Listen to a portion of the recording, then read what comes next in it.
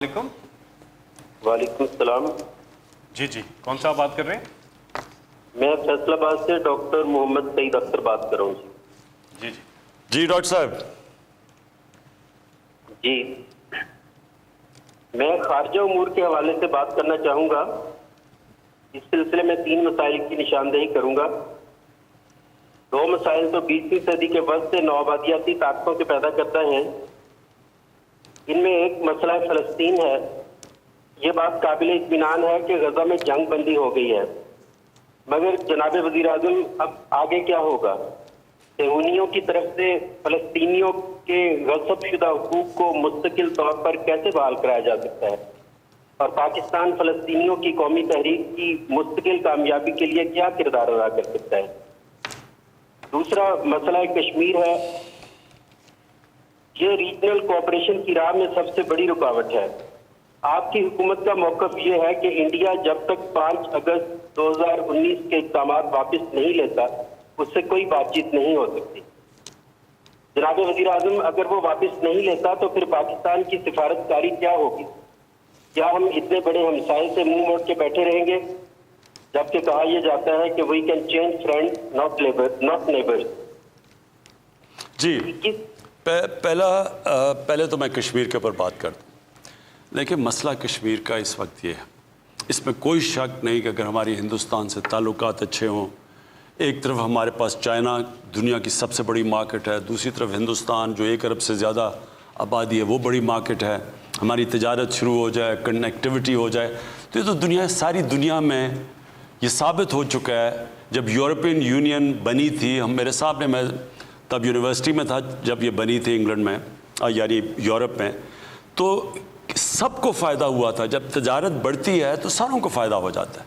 تو اس لیے اس میں تو کوئی شک نہیں کہ ہمارے اگر تعلقات اچھے ہو جائیں، جو میں نے پہلے دن ہی اقتدار میں آ کے پوری کوشش کی کہ ہمارے ان سے ہندوستان سے تعلقات ہوں، اور ہمارا ایک ہی مسئلہ ہے کشمیر کا جو کہ ہم بات چیت سے حل کریں. لیکن جو اب سچویشن ہے، اگر ہم اس وقت ہندوستان سے تعلقات نارملائز کرتے ہیں، اس کا مطلب کہ ہم نے کشمیر کے لوگوں سے بہت بڑی ہم ایک غداری کریں گے. اس کا مطلب ہم نے ان کو یعنی ان کی ساری جو جد و جہد، جو سارا جو ان کی سٹرگل، پتہ نہیں 1 لاکھ سے اوپر شہید ہو چکے ہیں کشمیری، اس کا مطلب کہ ہم اس سب کو نظر انداز کر دیں گے. اس میں کوئی شک نہیں کہ ہماری تجارت بہتر ہوگی، لیکن ان کا سارا خون ضائع ہو جائے گا. لہٰذا یہ ہو نہیں سکتا. ہم کشمیریوں کے ساتھ کھڑے ہیں، ہمیں پتہ ہے انہوں نے کس طرح کی قربانیاں دی ہیں اور دے رہے ہیں. لہٰذا یہ نہیں ہو سکتا کہ ان کے خون کے اوپر ہم یہ سوچ لیں کہ پاکستان کی تجارت بہتر ہو جائے گی. یہ نہیں ہو سکتا. اگر وہ 5 اگست کے وہ جو انہوں نے قدم اٹھائے ادھر واپس چلے جائیں، پھر بالکل ہو سکتی ہے بات، اور پھر ہم کشمیر کا مسئلہ ایک روڈ میپ بھی لا سکتے ہیں اور حل کر سکتے ہیں. اب آگے جائیے فلسطین. بالکل فلسطین کا وہی مسئلہ ہے جو کشمیر کا ہے. وہاں بھی ایک آکوپیشن ہے، وہاں بھی ان کی زمین کے اوپر قبضہ کیا ہوا ہے. ادھر وہ ابھی کشمیر میں شروع ہوا ہے جو کہ ان کی آبادی کی ڈیموگرافی بدل رہے ہیں، یعنی کہ باہر سے لوگوں کو سیٹل کر رہے ہیں کشمیر میں لا کے ہندوستان. اسی طرح جو فلسطین تھا اس کو وہ تھوڑا سا رہ گیا ہے، باقی ساروں کے اوپر انہوں نے قبضہ کر کے اور اپنے لوگ سیٹل کر دیے. اب میں آپ کو سیدھا بتا دوں کہ فلسطین کا مسئلہ کیا ہے. اس کا یہ جو اس وقت صورتحال ہے، یہ صرف اور صرف یہ فورس سے، یہ سیکیورٹی ان کو ظلم کر کے، ان کو خوف زدہ کر کے، ان کو ڈرا کے، بھائی اسی طرح یہ چل سکتا ہے. اور وہ ہوگا کیا؟ وہ تھوڑی دیر کے لیے ان کے پاس اتنی طاقتور فوج ہے کہ وہ دب جائیں گے، پھر تھوڑی دیر کے بعد وہ کھڑے ہو جائیں گے. اور یہ سائیکل چلتا رہے گا. حل نہیں ہے یہ مسئلوں کا. یہ بس ایک ظلم کا نظام وہ سمجھتے ہیں کہ وہ اتنا ظلم کریں گے کہ وہ چپ کر کے غلام بن جائیں گے. سب کو پتہ ہے یہ سلوشن نہیں ہے. سلوشن 2 ہیں. یا تو یہ پھر ان کو جس طرح مسلمان اور یہودیوں کو آج سے 500-600 سال پہلے اسپین سے سب کو نکال دیا تھا، ایتھنکلی کلینز کر دیا تھا، یا تو یہ وہ کریں گے وہ جو ساری دنیا دیکھ رہی ہے، اور وہ آگے ہی دنیا پہلی دفعہ اس میں شعور پیدا ہوا ہے سوشل میڈیا کی وجہ سے. امریکہ جیسی جگہ پہ اب پہلی دفعہ لوگ شروع ہو گئے کہ فلسطینیوں پہ ظلم ہو رہا ہے، جو کبھی پہلے مغرب میں ایسا نہیں کہا جاتا تھا. تو وہ تو ہو نہیں سکتا. اور یا پھر ان کو اب ایک 2 اسٹیٹ سلوشن یعنی ان کو ایک منصفانہ ان کو اپنا فلسطینیوں کو اپنا گھر دینا پڑے گا. اور میرے خیال میں اس وقت جو انٹرنیشنل میڈیا میں بھی اور جو دنیا میں اب شعور اور جو جس طرح کی موومنٹ چل پڑی ہے, میرے خیال میں اب آپ دیکھیں گے کہ یہ موومنٹ جائے گی ایک فلسطینیوں کو ایک ان کو سیٹلمنٹ کے لیے. پروگرام کے اگلے کال ہے. جی السلام علیکم. وعلیکم السلام. جی کون صاحب کہاں سے بات کر رہے ہیں؟ سر میں واحد پاکستانیوں مدین سنگھ سے بات کر رہا ہوں. السلام علیکم پرائم منسٹر صاحب. جی وعلیکم السلام. مجھے آج تو میں اللہ کا لاکھ شکر ادا کرتا ہوں کہ جس نے ہم پسماندہ غریب لوگوں کی آواز, پیاسے لوگوں کی آواز آپ کے یہاں پہنچائی. اس امید کے ساتھ کہ انشاءاللہ ہمارا جو درد ہے اس کے مسئلے کا حل آپ کے یہاں سے نکلے. پرائم منسٹر صاحب, ہم یہاں پہ مدین کے لوگ پیاسے مر رہے ہیں. ایریگیشن کا نظام یہاں پہ جو ہمارے سندھ کا ہے یہ بالکل کرپٹ ہے, جس کی وجہ سے پانی کی منصفانہ تقسیم نہیں ہے. اور پرائم منسٹر صاحب ایک اور بھی کہ سندھ میں بہت طاقتور لوگ رہتے ہیں اور جو غریبوں کا, ہم جیسے غریبوں کا خون چوس کے سندھ میں ریگستان بنا رہے ہیں.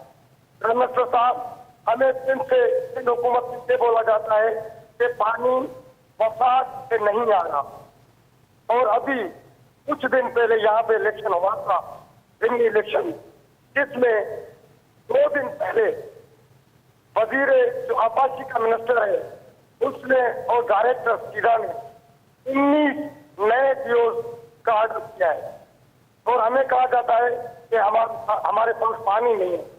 ہم آپ سے یہ اپیل کرتے ہیں پرائم منسٹر صاحب کہ سندھ کے پانی کے رینجرز کو تعینات کیا جائے. پانی پہ سوال کر رہے ہیں. جی پانی کا جو مسئلہ ہے, پانی کا جو ہے وہ باغ کے کھاتے میں ڈالتے ہیں. بیسیکلی جو بٹیرے ہیں وہ پانی اچھا ہمیں جو ہے وہ پانی کو کہا جائے تو جی میں نے بلکہ ایک سندھ کے ایم پی کی تقریر بھی سنی ہے سندھ اسمبلی کے اندر. دیکھیں 2 مسئلے ہیں. ایک مسئلہ کہ سارے پاکستان میں پانی کا مسئلہ, میں اس کے اوپر تو آپ کو اس وقت اپنی قوم کو اس چیز کی ایک چیز واضح کرتا ہوں کہ 10 ڈیمز انشاءاللہ ہم بنا رہے ہیں جو شروع ہوئے ہیں اگلے 10 سالوں تک. یعنی ہم وہ جو کہ پاکستان کو 50 سال پہلے کام کرنا چاہیے تھا وہ انشاءاللہ ہماری حکومت آپ کو کر کے دکھائے گی. کیونکہ ڈیمز اس لیے چاہیے کہ پانی کو روکنا ہے, ریزروائرز بنانے ہیں. ہمیں ریزروائرز بہت پہلے بنانے چاہیے تھے, کیونکہ جیسے جیسے آبادی بھی بڑھ رہی ہے اور کئی طرح یہ گلوبل وارمنگ کی وجہ سے پانی بھی کم ہو رہا ہے, تو جو پانی صوبوں کا حصہ ہے اس ساروں میں کمی آ رہی ہے. لہٰذا اس کا طریقہ یہ ہے کہ پہلے ڈیمز بنائیں اور پھر صوبوں کے اندر منصفانہ تقسیم کی جائے. ابھی تک مجھے حیرت یہ ہے کہ ٹیلی میٹری سسٹم یہ ایک ٹیکنالوجی ہوتی ہے جس سے پتہ چل جاتا ہے کہ کس صوبے کو کتنا پانی جا رہا ہے. وہ ٹیلی میٹری سسٹم ہی نہیں کام کر رہا. اب ہم وہ اس کے اوپر پوری خرچہ کر رہے ہیں اور یہ اس ٹیکنالوجی کے اوپر انشاءاللہ یہ تھوڑی دیر کے اوپر ساری جگہ پہ لگ جائے گا. تو پہلے چیز تو ایک پانی کے اندر اضافہ, ریزروائرز بنا کے, اگر ریزروائرز نہیں بنتے پانی میں اضافہ نہیں ہوگا اور آگے مزید پانی کا شدید پرابلم آ سکتا ہے. دوسرا کہ جب وہ پانی آ جائے تو پھر منصفانہ تقسیم ہو, یعنی سارے صوبے سمجھیں کہ ہمیں جو ہمارا شیئر ہے وہ مل رہا ہے. تیسری چیز جو کہ صوبوں کے اندر پانی کی ڈسٹریبیوشن ہے, یہ بھی ایک بہت بڑا ایک مسئلہ بنا ہوا ہے, کیونکہ جو بیچارہ کمزور اور غریب ہے, کسان ہے, اس کے پاس پانی نہیں پہنچتا, اس کا پانی چوری ہو جاتا ہے. اور جو میں نے ابھی سندھ اسمبلی میں سنا تھا ایک رولنگ پارٹی کے, پیپلز پارٹی کے ایم پی نے, تو انہوں نے بھی یہ کہا کہ وہاں جو طاقتور ہے وہ اپنی زمین میں پانی لے جاتا ہے اور بیچارہ جو کمزور ہے اس کی زمینیں خشک رہتی ہیں. تو اس کے اوپر بھی ایک ہم بات کریں گے کہ اس کے اوپر کیا سسٹم ہے. اپنے جو ہمارے نیچے صوبے ہیں ان کے اندر تو ہم یہ انفورس کریں گے, لیکن سندھ کے اندر سندھ کی حکومت کی یہ ذمہ داری ہے کہ جو کمزور ہیں بیچارے ان کا کام ہے ان کو پانی پہنچانا. اور انشاءاللہ دیکھیں گے اگر ان کو ضرورت پڑی رینجز کی जो कि उसने मांगी थी, जो MP हैं जिन्होंने तकरीर की असम्बली में, हम रेंजेस भी प्रोवाइड करेंगे।